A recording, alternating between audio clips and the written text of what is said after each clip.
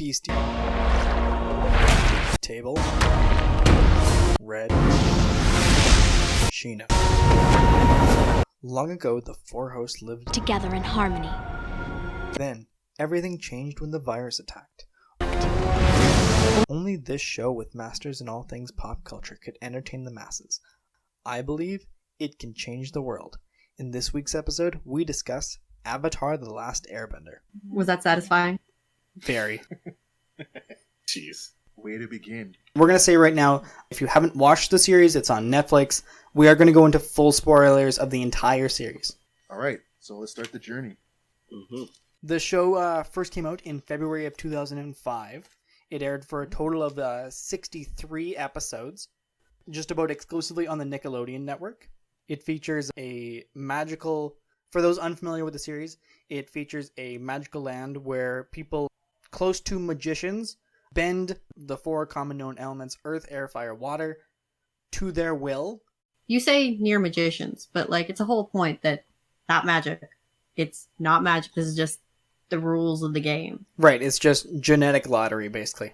Yeah, because when you get into magic and stuff is the spirits, and that is sort of magic-y. Yeah, but also... that's more addressed in Legend of Korra, and for this discussion, we're exclusively going to be talking about Avatar the Last Airbender, just that series, just the story of Aang. Fair. Korra gets a little more complex, and sometimes not so good. There are some sections of that show which hurt in not the right kind of ways, for sure. But there are also some sections of The Last Airbender that hurt in less fun ways. Like some of those spirit episodes, real spooky. With the face stealer? Ho-ho. Yeah, no good. That was real rough as a kid. What do you mean it's going to steal your face if you express emotions? What do you mean? Yeah, so being a kid's show on Nickelodeon, the first book, because this series is broken down into 3 books, 3 seasons. Book 1 is called Water.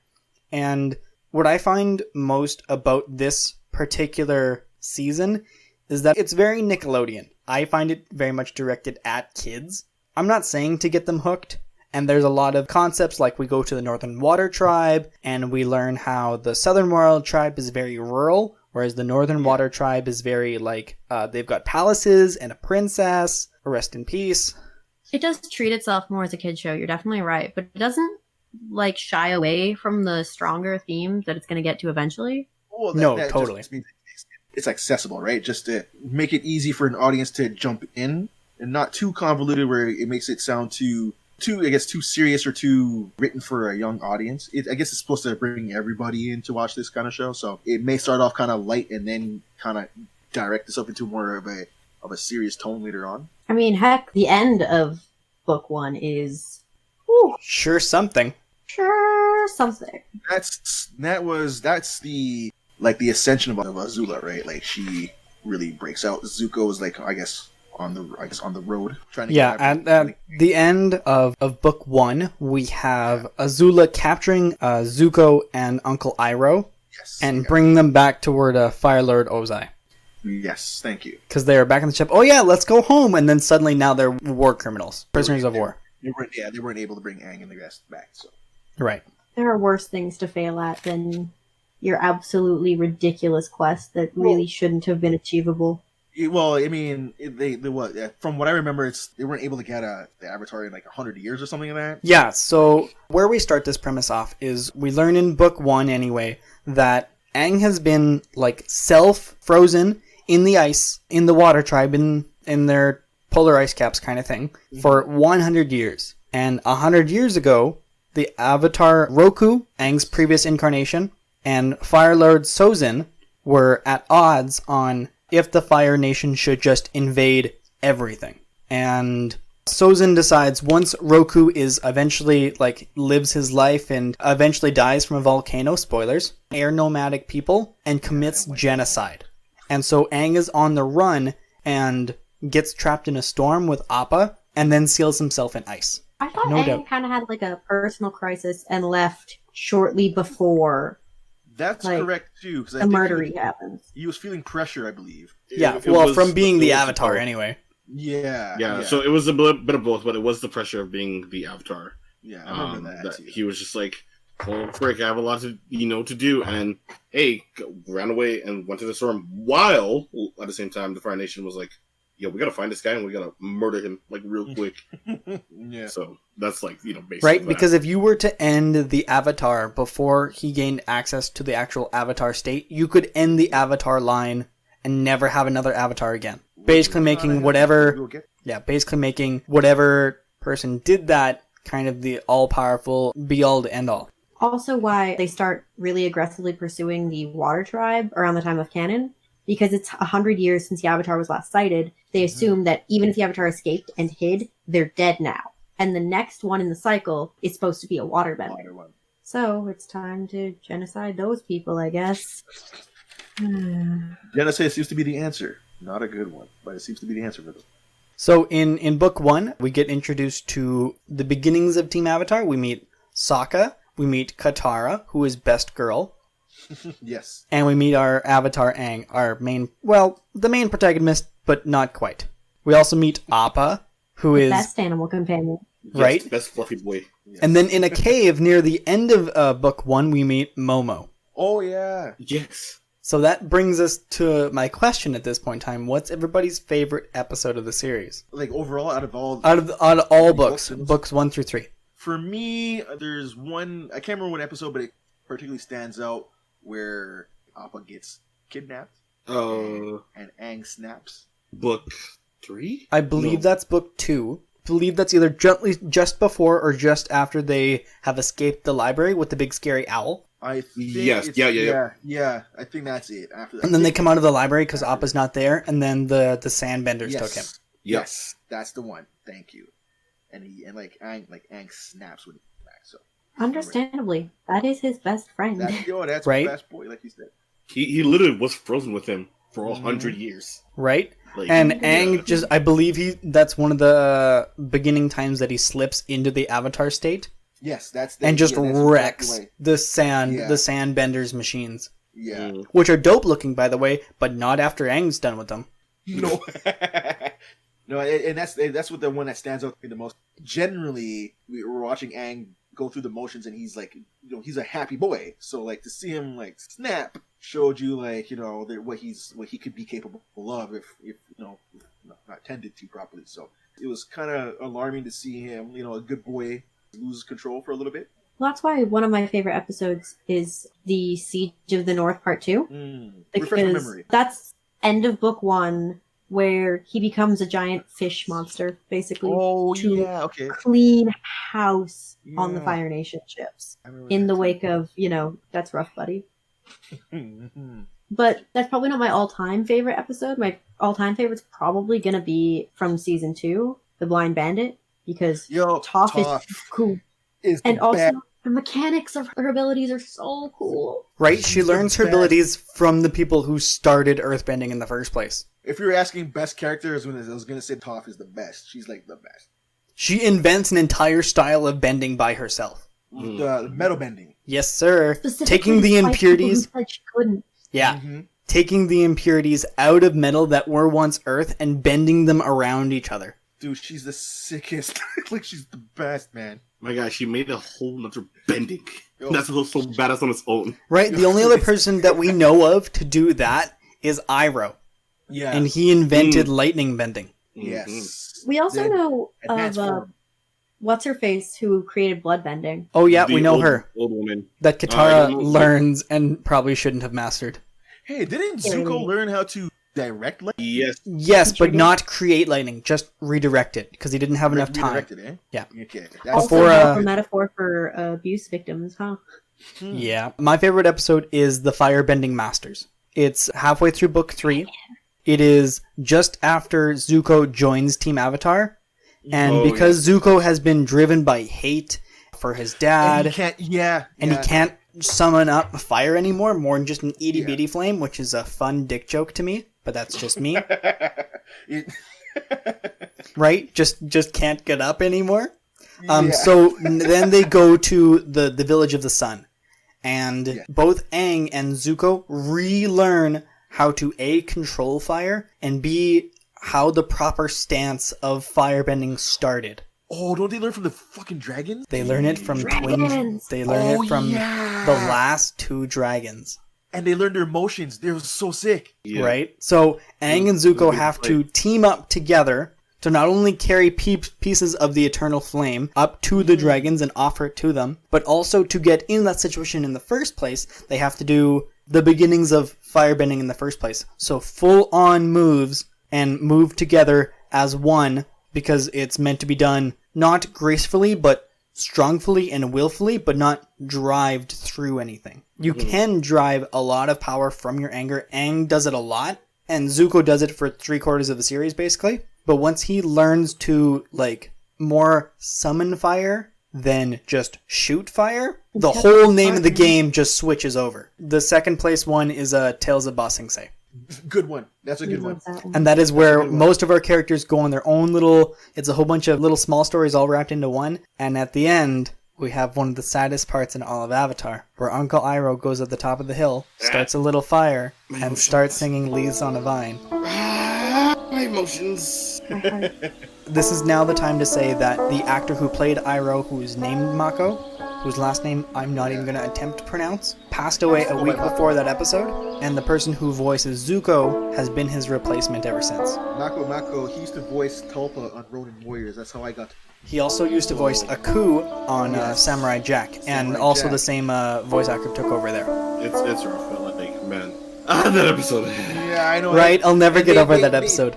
They knew what they're doing. They did it really well, and they tribute to them too, man. I genuinely think that is another turning point in the series. After Tales of Ba Sing Se, when everybody does a little bit of small character growth, we are guiding towards the end. We start it's got lots of hills and valleys, lots and lots of hills, but that is definitely like a high point, and it is like you're looking down the roller coaster and getting ready to go up higher, and you can see where the end is. Book 2 is really the maturing point of the whole series. Truly, you can see the transition of it altogether. Like it totally changes right by the end of that book, and it becomes like a totally different scenario by book 3. Yeah, because like book 1 basically just kind of starts out as like this kind of kiddish adventure, but like still like he's like still like easing to it, and then by book 2 and 3, it's like it's becoming into that form of like. At the end of book 1, we have the death of the Moon Spirit, Sokka's girlfriend. Oh my gosh. Yeah, it's still sad. But I'm saying, like, into the adaptations of 2 and 3, you get to more of, like, an adulthood or just, like, the adolescence of, like, great responsibility, Like all great young kid stories, it always starts light and then it gets darker as we get going, man. As they get older, it gets darker and grimmer, right? And then you gotta find that light again. So it happens with this, though, so. I'm like Batman, though, but hey. As they go, they start to ground themselves in the actual world as it is, in the war as it is. The end of book 1 is when they face the consequences not just personally or in the context of a village, but in the context of a people. What this means for people, what the Fire Nation does to people, which was there peripherally, but now it's forced front and center. Right. And then they grow from that as they go into the Earth Kingdom, where life has been irrevocably changed by the Fire Nation for everyone there, and that's inescapable. That's just how it is now. We end book 1 with the death of the Moon Spirit. We start book 2 with Aang and Zuko both being chased by Azula. Yeah, yeah, straight up. Scary 12-year-old. Angry 12-year-old. 12-year-old with a superiority complex. And also who McFreakin loses it in the last 5 episodes. So the Fire Nation, that, under leader Ozai, this entire thing, like, right from the get-go, we deal with, like, imperialism, we deal with genocide, we deal with depression, true penance, honor, child abuse, we deal with what it means to actually be shameful of, like, who you are and your surroundings. The Fire Nation is rough. Very rough. They gave that comparison to, like, you can see the difference, like, they progressed in a whole different way, and so their approach to life is just so much more grim, and, like, every other nation was just, like, at peace. Ish. Until the Fire Nation attacked. Well, the Fire Nation is interesting, the way it's portrayed, because it actually serves to highlight the tragedy of everything that's going on, rather than go, oh, these are the bad guys. No, it goes, these are a people who are doing horrible things, and here's why, here's how, and here's how, as a people, they're okay with that. Well, Like, shit, we the get to Fire look at their propaganda in their education system, and that was an excellent episode as well. Like the Fire Nation is literally what's the word I'm looking for? They are Imperialism. yeah, they're just like a hyper imperialist kind of like country. Like there's a specific word I'm looking for, man, that I can describe them the best. But like they're a group that truly believes in that manifest destiny thing, right? Like they wanted everything. They believe that it belongs to them. Fanatical. That's a good one. That's a good word. That's a $10 word for sure. You guys talked earlier about Toph, and listen, she's the best character, and once she joins Team Avatar, it's like Brock and Misty joining Ash for the first time in Pokemon. Once they're there, you can't see them without it. Yeah. They're just super integral. It's also a great person of disabilities that's portrayed. Yes. A blind savage, man. She will hurt your feelings, bro. Toph, don't make any jokes, man. But the thing is, Only she at herself. is just, Man, she's the best. but she still can't like read stuff if you put it in front of her. Yeah, She well, just can't, and that's fine. That's just how it is. he is one of the best characters ever written in any show. You want to know how they really did her dirty? How they do her dirty. Legend Don't of tell me Korra, they we're did- not going there, and that's Legend of Korra. Can I just say it once, please? Yep. Please, No, please. Go ahead. Now, Yep, go ahead. Now. They made her a cop. Oh. The correct response. Toph Anyway, would I'll never enforce the law. Anyway, all cops are bad, especially her daughter. Anyway, we Wait, start... Wait. Hold on. You can't say stuff like that and then pass it on. Daughter. I can and will. Excuse me? So in Legend of Look, Korra... Legend of Korra is like next generation and stuff. Oh, we will get to that. Okay. Right. We're So technically, Legend like, of 2 Korra, generations now.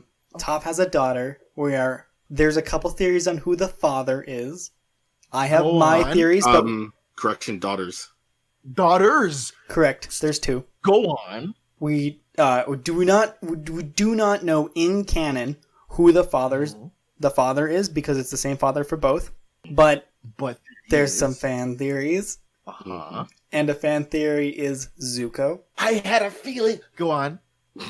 Because of the way they're portrayed and the way their face is and like their attitude towards everybody around them. Even having Toph as a mother, you know, you only get so much from one parent, right? I mean, there's another theory, but like, Go. It is Beast- the other theory. Go like, on. there's the other theory. It's a loose one, but like, there's so many like plot holes here, and it's Sokka being the father. But there's plot holes because like there's things that like connect of like how he's still like okay in a sense with how book 3 ends, right? Uh-huh. Essentially, how all the couples that get together, it's Aang and Katara. Yes. We'll get there. Zuko, yeah, all those people, yeah, whatever, right?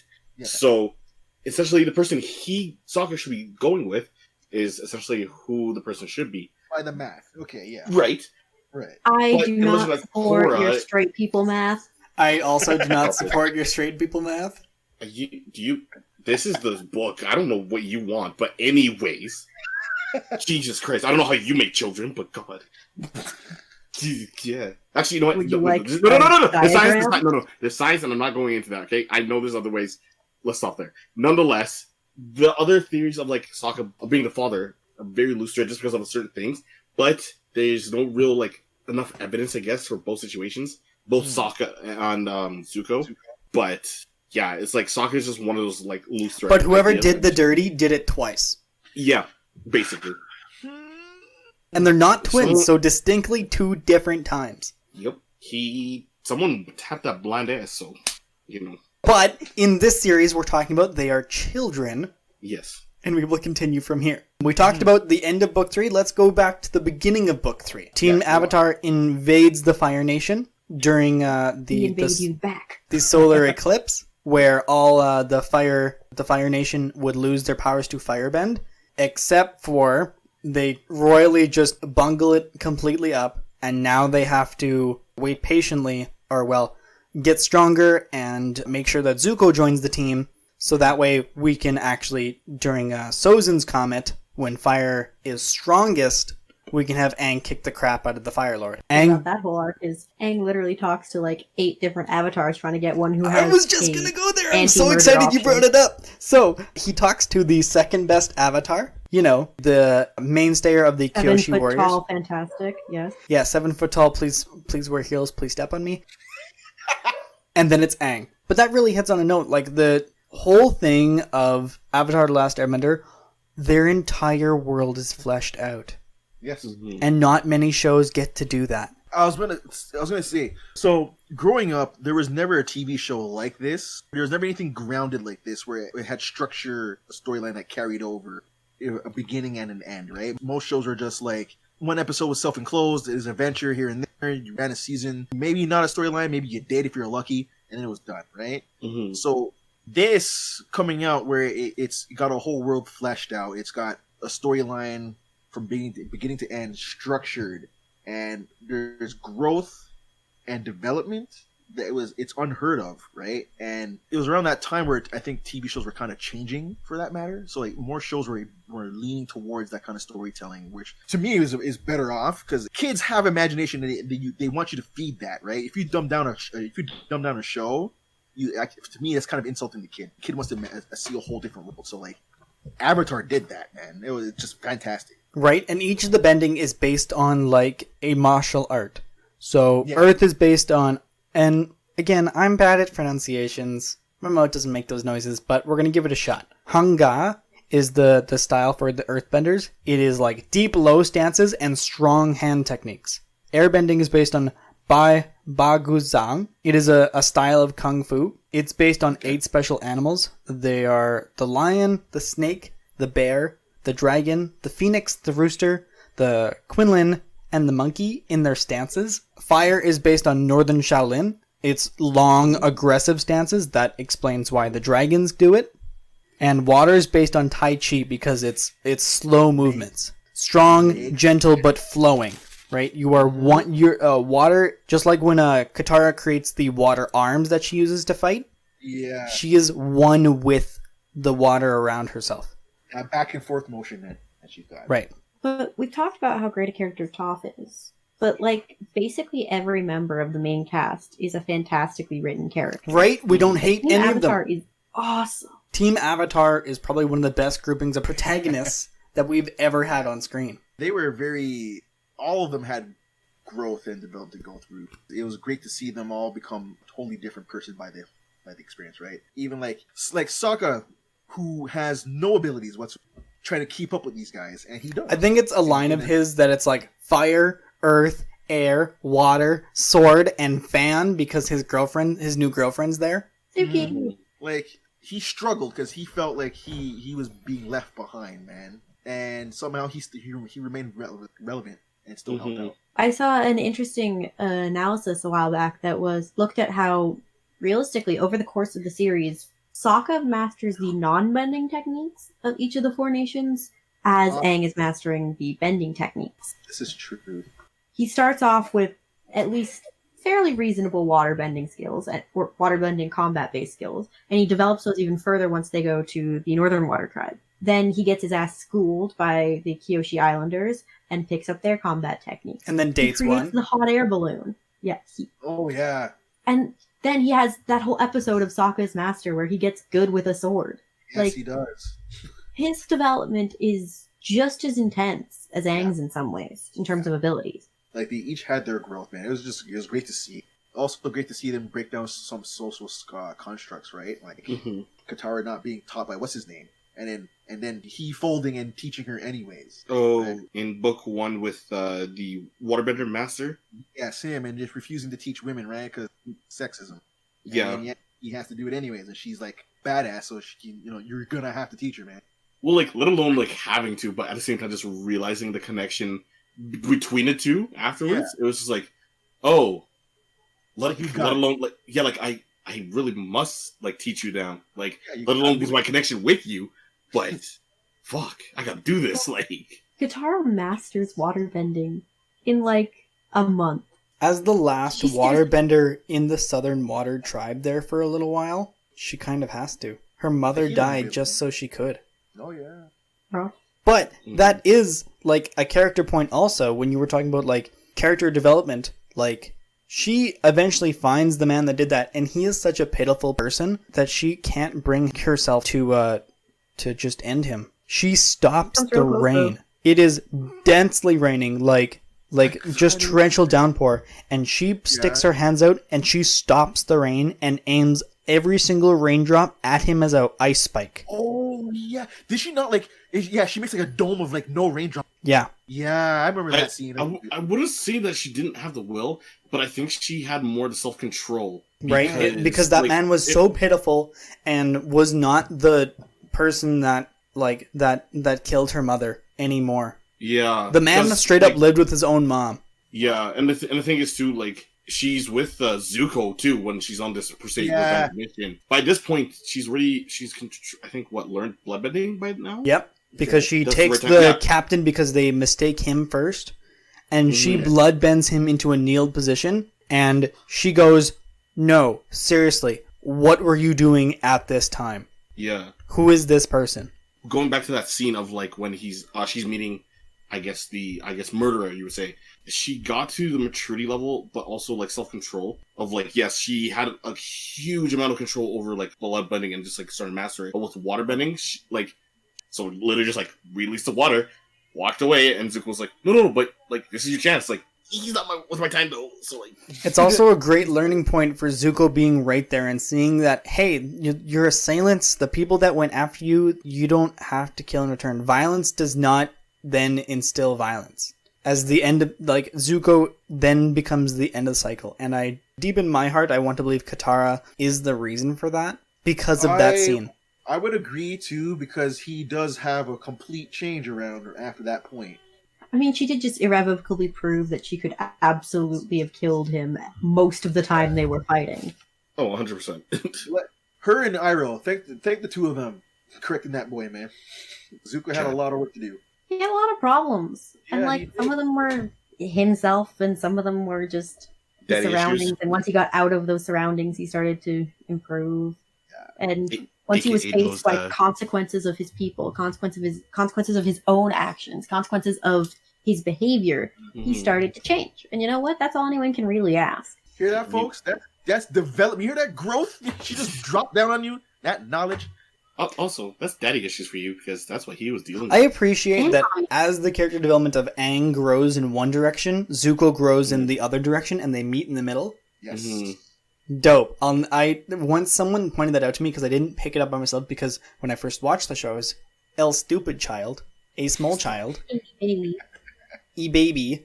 But watching it now, very recently, they have like their yin and yang to themselves. Yeah, in the sense of like Aang essentially with his character development, right? Like he had all this power, but was scared of having the responsibility of dealing with all this power, right? Like he was like, you have a task to deal with, and you got to use what is literally in your hands to deal with it. Whereas the flip side, Zuko starts with no power from leaving, and then gets through, the power of friendship. He's given the task and he has a responsibility, but he doesn't have, like, again, the power to do so, and he's like, whoa, the fuck? So almost every character that then would travel with Zuko once he joins Team Avatar has their own little piece of character development, except for Toph. Because Toph literally makes a joke about, oh, everybody came back and had an adventure with Zuko. I want to hang out with Zuko. Everything about this show is just incredibly well executed. Not just, like, the writing is fantastic, but so is the framing, so are the shots, so are the presentation of all of those parallels. The bending even looks fantastic. The animation still definitely holds up 15 years later. Well, that's the beauty of the animation. I'm going to go on the limb here and just dare say it, but like Avatar is probably one of the most important shows, kids show, animated property, or story in the last 20 fucking years on TV. I would wholeheartedly agree. I wouldn't even, honestly, at this point, I wouldn't even call it a kid show. I would just say it's the most relevant and most needed show for anybody in life. And honestly, just hear me out, because again, I always remind you guys I'm old shit, so I've seen a whole lot of stuff, and I've never ever seen anything like that in my life. Never. There was never anything like it before, and there's never been anything like it since. You only get that kind of core storytelling from something from like some kind of anime may have like a whole arc where you're going through it, right? But like you never got that ever, like barely. If you found a show like that, you were lucky, like something that existed. And that's probably why, like here in the West, there are lots of people that genuinely would call Avatar the Last Airbender, but none of its sequel series or other media, an anime. Strange enough, eh? because it takes so much inspiration from anime. It is based in Asian cultures, lots of them. It has the world building of any anime. Go ahead, pick one.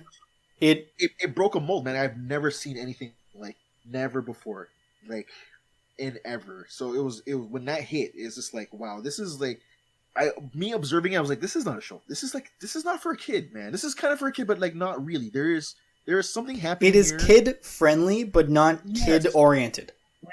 Exactly, and it's grabbing a whole large audience, and that's what's great about that show too, is that it's welcoming to like a whole broad age group. And like, this is the kind of show where you and your kids can sit down and watch it at the same time.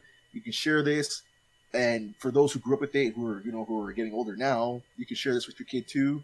It was really good, really well. I have shared it with my little cousins, and now they want to be different benders. And there are some episodes that I can't show them right here, right now, because they are, 6, 3, and 1. Yep. But the 6-year-old gets it because Momo, it's funny, right? When he's 10, he'll still get it because then he'll understand who Aang is. When he's 14, he can still get it because now he'll understand more things about some of the deeper meanings. And when he's my age, he'll appreciate the whole thing. It's almost good it's almost better for it to have been only the 3 books and nothing much more. Well, there was plans for another book, and I have full faith that given the opportunity to write that book, it would have been really, really good. I believe one of the things that was supposed to be in it was an actual redemption arc for Azula, but instead she got a tragedy because that's what they had time to write. But honestly, with her tragedy, I wouldn't trust most other writers with that kind of another season. But yeah, writers of Avatar could have done it, I think. Well, they are coming back and doing a real live-action version of the entire thing. At this point in the episode, I'd like to point out that when we recorded this episode, the creators of the series were still attached to the Netflix project, and our thoughts and feelings have changed with their departure. To hear us talk about news as it comes out, join us live at twitch.tv/nerdcrusade every Thursday, 8 p.m. Mountain, 10 p.m. Eastern. And now, back to our discussion. And I am fully 1,000% on board. It's the original writers, it's the original everything. Are we doing the other one? The other thing does not exist? No. Okay, cool. We don't reference that one. No. Okay. That was just bad. The only time it's referenced is in the show itself, and even that was like where the joke is. So listen, so if by chance you wanted to partake in M. Night Shyamalan's fanfiction, importantly, I have to. You told me I have to, so I have to do it. You don't have to, but hypothetically, should someone want to, the watch order goes up until the play episode in book 3. Yep, she told me. Yeah. Which is episode number 17, and then you watch the movie, M. Night Shyamalan's fanfiction, and then you can continue on the series, believing that that is the play in which they tell. Ingenious. Not even as an adaptation. Waterbending looks awful. The CGI is gross. There's no people of color in this entire movie. Except for the Fire Nation? When the whole show showed nothing but people of color. Okay, go on. Yeah, except the Fire Nation was It is the biggest example of being whitewashed in all of Hollywood. So this movie is supposed to take stuff from book 1, but it just doesn't do it. It is the loosest, like a hot dog down a hallway loose. Inspired by. Inspired by book 1. Inspired by. So this whole movie deviates into something completely different? I mean, it doesn't so much as stick to the source material super well. They pulled different scenes from different books, still did book 1, and it didn't make sense. So I don't know why. 2 and 3 and you put it into one movie, so made the storyline based on book 1. It was mostly book 1 and 2. I don't know why. Oh, man. on a scale of 1 to 10, and I'm pretty tolerable on bad movies. How bad is this movie? 1.5. Oh man. No, I give it a 0.5. It's unwatchable. Well, you see, the scale started at 1. If you went 0 to 10, it's 0.5. It's wow. And Table, you're saying it's completely unwatchable? If you have seen the source material, it will hurt you so badly you cannot finish it. Okay, and you guys generally know me quite well. So if I watch this film, is there anything I can take away from for the rest of my fucking life? No. Oh man. Just how not to cast a movie. Some child actors are not good at their jobs. Thank you. The incorrect pronunciation of the word Aang. I will keep my eyes and ears open for that. Let's just say... And how long is this fucking movie? At the Pretty time, much it your was standard movie length. It's like an hour and hour a and half? Yeah, something like that. Just about 2. 90 minutes of drinking, no problem. It's covered. Yeah, you're gonna need more than just start doing shots. Every time something's wrong in the series from the source material, just do a shot. You'll be dead 10 minutes in. That might just kill him. Yeah, you'll be dead 10 Because minutes like I'm gonna run through these seasons in the next week. I'm gonna run through the whole show. Right? Not gonna be a problem. So like, you said episode 17 of book 3. I take a pause after that and watch this film. Yeah, I'm I've gonna sent do you. that. I've sent you a list. So We don't that talk brings about us to the fact that a true on live action adaptation with the original writers, the original director, a whole bunch of the original behind the scenes cast are coming back to deal with this. At this point in time, all we have seen is a screenshot that it exists. It's on screen now. Thank you, editor. And Appa looks amazing. Now, okay, I got a genuine question here, right? Mm-hmm. Because I could sit through a terrible movie, right? Yep. I'll judge harshly afterwards, and that's no problem. We will On a show this scale in of weeks to 1 come. Yeah. But also, As- like, could you imagine getting a whole redemption arc for Azula? That would be whack. That would be pretty whack because, again, she freaking loses it at the end of the series. Her and Daddy, dude. Her and Yeah. Well, And she's like 14. That's a 14-year-old girl losing her mind. Very sad. Very Hey, tragic. that's a lot of wild-driven power she got, and she just couldn't handle it. the girl can shoot that- lightning from her fingertips. dude, she was dangerous. Yeah, I know. And that's She killed her mentally- brother, man. Yeah, and mentally, I'm speaking, she couldn't handle it because it all went to her head. She's like, "Ooh, I got all this power," and then boom. Her dad snapped, bro. This guy gave up his throne to her and made up his own throne before he even got the whole thing. Right? That's He tried to cool. become the Phoenix King. Yes, thank you. This guy already usurps himself and then points himself to something that doesn't exist yet. Crazy. They're both crazy. But Zuko was the saving grace, thank God. Right? Well, mostly because he hung around the Avatar. I'm sure if, like, Azula or any of her, like, side characters like Ty Lee, Aang, even, like, they, like, full-on get locked up by Azula near the end of halfway through season 3 because they straight up just disrespect her. Ty Lee is cool as the anti-Avatar because she blocks Chi. And so when she hits Aang and, like, just blocks him entirely, the man is stunned. The man is just bewildered. How do I fight that? You get reckled. My usual plan is throw air at them. And I Well, can't let do alone that. that too. Like when you see it comedically done to Sokka, he's like, well, "What the hell, man? Like, I can't fight no more." It's like, whoops, well, can't do shit. Ain't an idiot. Can we talk about how in that final battle, Aang just comes and just once that So because he's such a pacifist, he needs to find a way to end the Fire Lord, but without, ending the Fire Lord. and this guy just And the Reign of Terror. yeah, and he just washes him out, bro. Just give me your forehead, bro. Just pulls it out, right? That's crazy. When Aang fully unlocks his full power in the Avatar state versus the Fire Lord, holy shit. Yeah, man. That is one of the most iconic images to ever grace the internet. Of him surrounded in the air bubble with the fire strip, with the rock strip, with the water strip all circling around him, and his eyes are glowing blue. And who's ever on the opposite side of that is getting, and to paraphrase Table, kerfuckled. Kerfucked.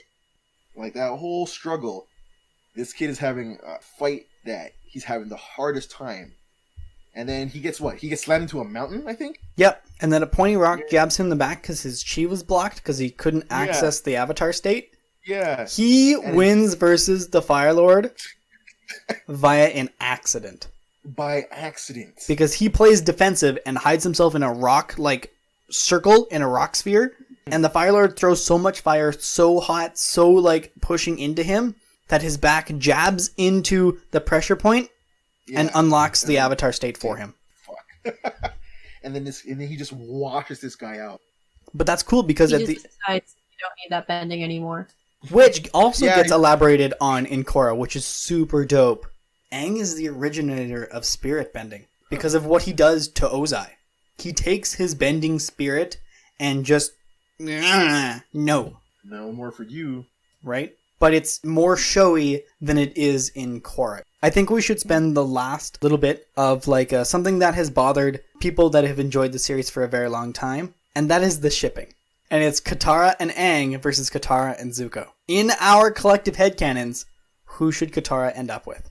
Aang is always Aang. Aang? Like, yeah. Just Aang. 'Cause- Okay, look.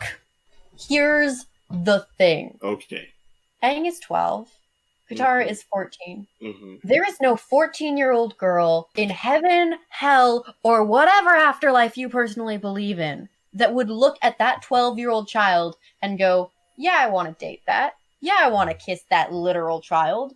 Whereas hot 16-year-old Zuko just coming over from the dark side, once she gets past her I'm going to rip out your tongue phase, which was there and valid and completely justified, that's the hot one. She was into Jet. We know she was into Jet. Jet and Zuko have the same aesthetic. There's just, even if they don't end up together, that crush happened.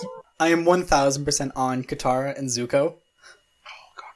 The real Why? hot take is Zuko Sokka, but like, you're not ready for Whoa! that one yet. Whoa! Jesus, that's not how children work, but okay.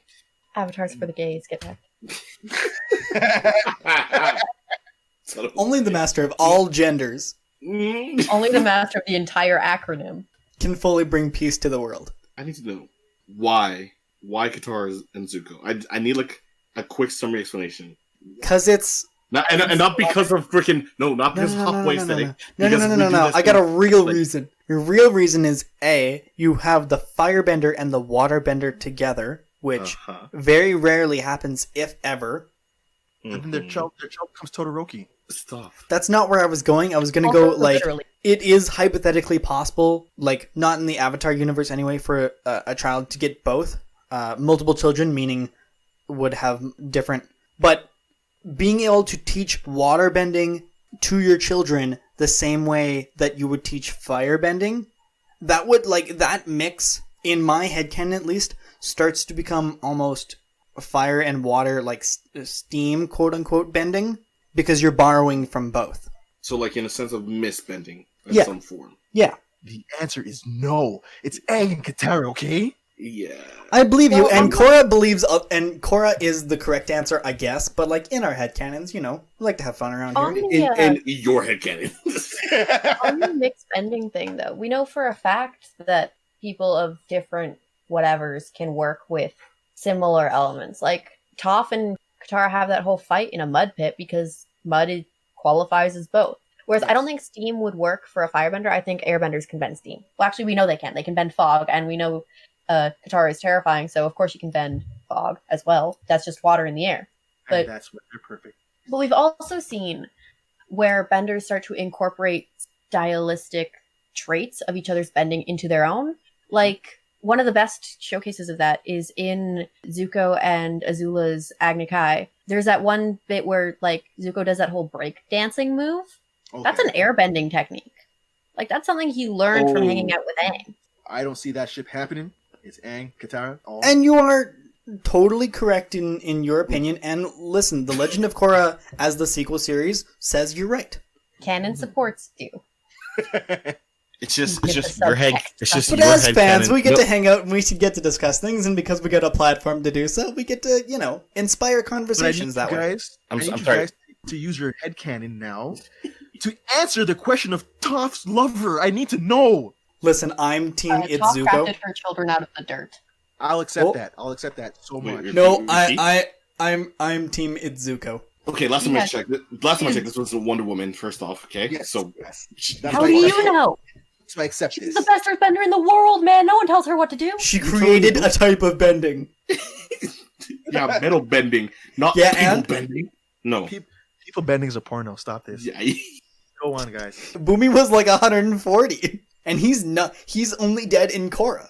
yes, exactly. So Earthbenders he can dies. only be killed by getting distracted. Shut up! I swear to God.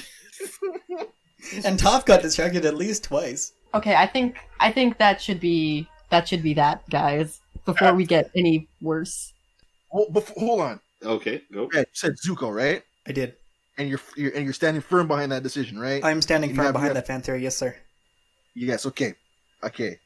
I'm with you on this. I agree. Okay. Wait, for who? For For the Toph. parents of Oh. Toph's children in Legend of Korra. I You wait until I can see- respectfully I- no, disagree. no, no, no. It's okay. I'm sitting on the fence. I wait until I see proof. One last question. At the end of the series, did Zuko end up with anybody? I don't remember. No. No, and Technically, yes. Okay. Oh yeah, is he ends up with a in- knife throwing girl. So That one. he technically ends up with May. So that's why like that Okay, so- that so- plotline doesn't work with Katara. and so Sokka ended up with nobody, right? Okay, so it's Suki. Sokka. Man. No, Suki. technically no. Suki. But in Legend of Korra, they don't explain it. So they're like, where the fuck did she go? It's okay. It's heads or tails. It's It's 6-1, half dozen the other. You know. Let's just say, hey, this boy was master of bending some backs. Okay, and we're leaving it at that. So I am done. Continue. yeah. Finish the night. BC, please get us out of We're this. we ended up with this. With our social media is our Twitter, which is at Crusade Nerd. Instagram is Nerd Crusade, and as well, you can also download or watch our episodes on YouTube on every Wednesdays, or you can download every previous episodes or listen on your mobile device through the Anchor FM app or whatever podcasts are found by searching Nerd Crusade. And that's to be continued. Thanks for tuning in. If you like this issue, go ahead and button mash the thumbs up. If you want to swing by when we have a new video, web up the subscribe button on YouTube or anywhere you can to listen to our podcast. And to be updated to know when a new issue is out, hit the bell to be notified by